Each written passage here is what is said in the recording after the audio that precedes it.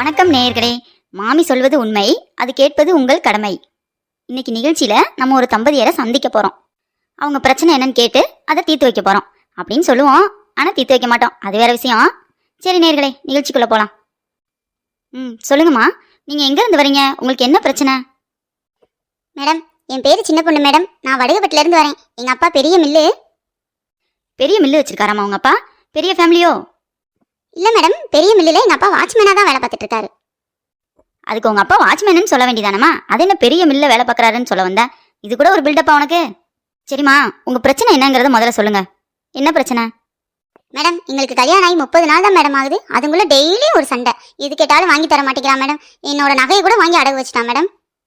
Madam, நான் திட்டினாலும் வாங்கிக்கிறான் madam, நான் அடிச்சாலும் வாங்கிக்கிறான் மேடம். எனக்கு இவனை பிடிக்கல மேடம். ஒரு சுவாரஸ்யமே இல்லை மேடம் லைஃப்ல. இவன்கிட்ட இருந்து என்னைய பிரிச்சு விடுங்க மேடம். ஏமா, நகைவா வாங்கி அடகு வச்சுட்டான்? எத்தனை பவுன்மா? மேடம், எங்க அப்பா கஷ்டப்பட்டு சம்பாரிச்சு வாங்கினது மேடம். 1.5 கிராம் நகை மேடம். அதை வாங்கி அடகு வச்சுட்டான் மேடம். எனக்கு அது திரும்ப வேணும் மேடம். ஏமா, 1.5 பவுனா இருக்க போதுமா? தப்பா எதுன்னு சொல்றியா? நல்லா யோசிச்சு சொல்லு. மேடம், பொய் சொல்றா மேடம். அது 1.5 கிராம் இல்லை மேடம், 1 கிராம் தான் இருந்துச்சு. அடகு கடைக்காரன் என்னை திட்டுனான், இருந்தாலும் என்னை பார்த்து பாவப்பட்டு கொஞ்சோன்னு காசு கொடுத்தா மேடம். பொய் சொல்றா மேடம். அது 1.5 கிராம் இல்லை மேடம், 1 கிராம் தான். அடியை, 1.5 கிராம்ல ஒரு நகைன்னு சொல்லிட்டு அதை ஒரு பிரச்சனை அங்கே சொல்லிக்கிட்டு இருக்கியாடி? ஏண்டி, 1.5 கிராம் நகை காணா போச்சுன்னு சொல்லி 1.5 லட்ச ரூபாய் கேமரா முன்னாடி நீ பேசிக்கிட்டு இருக்கியா? ஒழுங்கா உங்க குடும்ப விஷயத்தை மட்டும் சொல்லுங்க. இரு, அவனை விசாரிச்சுட்டு திரும்பி உன்ட்ட வரேன். தம்பி, நீ சொல்லு, என்ன நடந்துச்சு? மேடம், என் பேர் பெரிய பையன் மேடம். எங்களுக்கு 30 நாளைக்கு முன்னாடி கல்யாணம் ஆச்சு மேடம். இவ டெய்லி என் கூட சண்டை போட்டுக்கிட்டே இருக்கான் மேடம். என்னை போட்டு அடிக்கிறான் மேடம். இருந்தாலும் நான் பொறுமையாக தான் மேடம் இருந்தேன். ஏன் தெரியுங்களா? குடும்ப சண்டை வெளியே போகக்கூடாதுன்னு தான் மேடம். இன்னொரு விஷயம், எனக்கு வேற யாரும் பொண்ணும் தரமாட்டாங்க மேடம். அதனால இவ கூட இருந்தலான்னு முடிவு பண்ணியிருக்கேன் மேடம். இவ்வளோ நல்ல பையலா இருக்கானே, இவனை போய் வேணாங்கிறாளே. சரி தம்பி, நீ என்ன வேலை பார்க்குற? இல்லை மேடம், நானும் பல வேலைகளுக்கு சின்ன வயசுலேருந்து ட்ரை பண்ணிக்கிட்டே இருக்கேன் மேடம். ஆனால் எந்த வேலையும் எனக்கு செட் ஆகலை மேடம். அதனால எதுக்கு வேலைக்கு போய் கஷ்டப்படுவானு சொல்லிட்டு வேலைக்கே போகல மேடம். இவன் வேலைக்கு போனான்னா அதை வச்சு நம்ம சாப்பிட்டுக்கலான்னு பார்த்தேன் மேடம். இவளும் வேலைக்கு போக மாட்டான் மேடம். என்ன பண்ணுறது மேடம்? நீங்கள் சொல்லுங்கள் மேடம். இவ்வளோ வேலைக்கு போக சொல்லுங்கள் மேடம். சம்பாதிச்சு போட சொல்லுங்கள் மேடம். டேய், பெரிய பையன் பெரிய ஆளா இருப்பான் போலையே. அதுக்கு தான் அவள் அடிச்சாலும் வாங்கிட்டு இருந்தியாடா? மேடம், அவள் அடித்தாலும் மிதிச்சாலும் வாங்கிக்குவேன் மேடம். ஆனால் வேலைக்கு மட்டும் போக மாட்டேன் மேடம். அவளை வேலைக்கு போக சொல்லுங்கள் மேடம். என்னை காப்பாற்ற சொல்லுங்கள் மேடம். வேறு வழி இல்லை மேடம். அவளை என்னோட சேர்த்து வைங்க மேடம். மேடம், உங்க முன்னாடி எப்படி பேசுறான் பாருங்க மேடம். இப்படிதான் டெய்லி வேலைக்கு போன்னு டார்ச்சர் பண்றான் மேடம். எங்க வீட்டுல நான் சாப்பிட்ட தட்டை நகட்டி கூட வைக்க மாட்டேன் மேடம். அந்த அளவுக்கு எங்க அப்பா வாட்ச்மேன் வேலை பார்த்து என்னை ராணி மாதிரி பாத்துக்கிட்டாரு மேடம். தாடி, உங்க அப்பா என்ன பெரிய வல்லரசு விஜயகாந்தா? எப்ப பார்த்தாலும் எங்க அப்பா பேசிக்கிட்டு இருக்க. நான் கேட்கற கேள்விக்கு மட்டும் பதில் சொல்றேன். உன்னை வேலைக்கு போக சொல்றானே, நீ எவ்வளவு படிச்சிருக்கிற?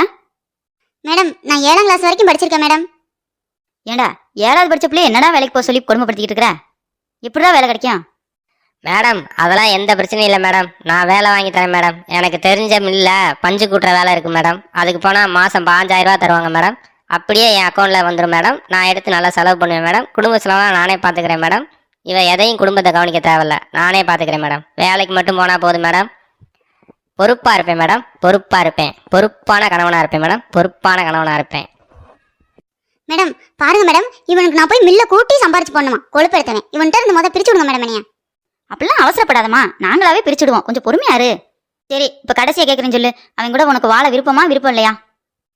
மேடம், அவனை முதல்ல வேலைக்கு போக சொல்லுங்க மேடம். நான் அவன் கூட வாழ்றேன். தம்பி, உன்னை அந்த பிள்ளை வேலைக்கு போக சொல்லுது. நீ வேலைக்கு போனீங்கன்னா உன் கூட வாழ்றேங்குதுப்பா. நீ என்ன சொல்ற? மேடம், எங்கள் குடும்ப வரலாறு முதல்ல தெரிஞ்சுக்குங்க மேடம். எங்கள் தாத்தா வேலைக்கு போனதில்லை மேடம். எங்கள் அம்மாச்சி தான் வேலைக்கு போச்சு. எங்கள் அப்பா வேலைக்கு போனதில்லை மேடம். எங்கள் அம்மா தான் வேலைக்கு போச்சு. இப்போ நான் மட்டும் வேலைக்கு போனால் எங்கள் பரம்பரையில் எல்லோரும் என்னை தப்பாக பேச மாட்டாங்களா? அதனால் அந்த பிள்ளைய வேலைக்கு போக சொல்லுங்கள் மேடம். நான் கண்டிப்பாக சேர்ந்து வாழ்கிறேன் மேடம். வாழ்க்கை தரேன் மேடம். அதுவும் உங்களுக்காக தான். ஏண்டா, பொம்பளைனா உங்களுக்கு என்ன அவ்வளோ இலக்காரமா போச்சாடா? உங்கள் பரம்பரையே பொம்பளையில வேலைக்கு அமைச்சு உட்காந்து தின்றுருக்கீங்க. இருடா வரேன். இந்த அம்மா போட்டு என்னை அடிக்குது, யாராவது வந்து என்னை காப்பாத்துங்க. ஐயோ, திரும்ப அடிக்குது, யாராவது என்ன வந்து காப்பாத்துங்க. ஐயோ மேடம், எதுக்கு மேடம் இந்த வீட்டுக்கார அடிக்கிறீங்க? அடிக்காதீங்க மேடம். இருடி வரேன். மேடம், என்ன மேடம் என்னைய அடிக்கிறீங்க? அடிக்காதீங்க மேடம், அடிக்காதீங்க. இப்ப கடைசியா 2 பேருக்கு ஒரு வாய்ப்பு தரேன். 2 பேரும் ஒன்னா சேர்ந்து வாழ்றீங்களா இல்லையா? மேடம், சேர்ந்து வாழ்றேன் மேடம். சேர்ந்து வாழ்றேன் மேடம். நானும் அவளோட சேர்ந்து வாழ்றேன் மேடம். என்னை அடிக்காதீங்க மேடம். கொஞ்சம் இருங்க, நான் உட்காந்துக்கிறேன். அடி உதவுற மாதிரி அண்ணன் தம்பி கூட உதவ மாட்டாங்க. நான் சொல்றேன் 2 பேரும் சேர்ந்து வாழ்றேன்னு சொல்லி முடிவெடுத்துட்டீங்க. அதுதான் தப்பு. ஏமா நீ சொல்லு, இவன் கடைசி வரைக்கும் வேலைக்கே போக மாட்டான், இவன் கூட சேர்ந்து நீ வாழணுமா? இல்ல மேடம், எனக்கு வாழ விருப்பம் இல்ல மேடம். நீங்க அடிக்கிறீங்கிறதுக்காக தான் நான் ஒத்துக்கிட்டேன். அப்படி சொல்லுமா. டேய் நீ என்னடா சொல்ற? மேடம் நான் அப்ப இருந்தே இவ கூட சேர்ந்து வாழ்றேன்னு தான் மேடம் சொல்றேன். நீங்க தான் தேவையில்லாம என்னை போட்டு எதுக்கோ அடிக்கிறீங்க. நான் அவளை பிரியறேன்னு சொல்லவே இல்லை மேடம். என்ன மேடம் இப்படி பண்றீங்க? பெண்களோட உரிமையை பெண்ணு கொடுக்கலான்னு தான் மேடம் நினைச்சேன். பெண்களை வேலைக்கு போகக்கூடாதுன்னு அடக்கி வைக்கிற இந்த சமுதாயத்துல இருந்து பெண்கள் வேலைக்கு போகணும்னு நினைக்கிறேன் மேடம். அதே மாதிரி ஆண்கள் காலம்லாம் வேலைக்கு போய்கிட்டு இருக்காங்க மேடம். அவங்க வீட்டில் உட்காந்து சாப்பிடணும்னு நினைக்கிறேன் மேடம். இது ஒரு தப்பா மேடம்? நீங்க சொல்லுங்க மேடம். ஆண் சமுதாயத்துக்காக நான் பாடுபடுறது தப்பா மேடம்? சொல்லுங்க மேடம், சொல்லுங்க சொல்லுங்க மேடம், சொல்லுங்க. தம்பி அழுகாதடா, எனக்கு அழுகையா வருதுடா. இருடா தம்பி, அவளை இன்னும் 4 அப்பா அப்பினாலும் உன் கூடயே சேர்த்து வைக்கேன், நீ கவலைப்படாத. அடியே வந்தேன்னா 4 அப்பா அப்பிடுவேன், ஒழுங்கா இவன் கூடயே சேர்ந்து வாழு. மேடம் என்ன மேடம் நீங்க ஆண் சமுதாயத்துக்கு தான் சப்போர்ட் பண்ணுவீங்களா மேடம்? பெண்களை அடிமையா வச்சு அவங்க தான் மேடம் கொடுமைப்படுத்துறாங்க. டியர் அழுகாத டியர், எனக்கு அழுக வருது டியர். அழுகாத டியர். டேய் நிறுத்துங்கடா, நீங்க 2 பேரும் இப்படியே மாத்தி மாத்தி அழுதுகிட்டே இருந்தா நிகழ்ச்சி என்னடா ஆகுறது? கிளம்புங்கடா. நான் உங்க 2 பேர்த்தையும் பிரிச்சு விட்டேன். நாளை பின்ன எங்கேயும் 2 பேர்த்தையும் சேர்த்து பார்த்தேன், கை காலை முடிச்சு போடுவேன், பாத்துக்கோங்க. நேர்களே, இப்படிதான் ஒன்றும் இல்லாத பிரச்சனைக்கு வரவங்கள நம்ம பிரிச்சு விட்டு அனுப்பிச்சு விட்ருவோம். இதுதான் நம்ம நிகழ்ச்சியோட ஸ்பெஷாலிட்டி. சரிங்க நேர்களே, இன்னைக்கு நிகழ்ச்சி இதோட முடிஞ்சு. மீண்டும் நாளைக்கு சந்திக்கலாம். மாமி சொல்வதெல்லாம் உண்மை, அதை கேட்பது உங்கள் கடமை. மீண்டும் நிகழ்ச்சியில சந்திப்போம் மக்களே.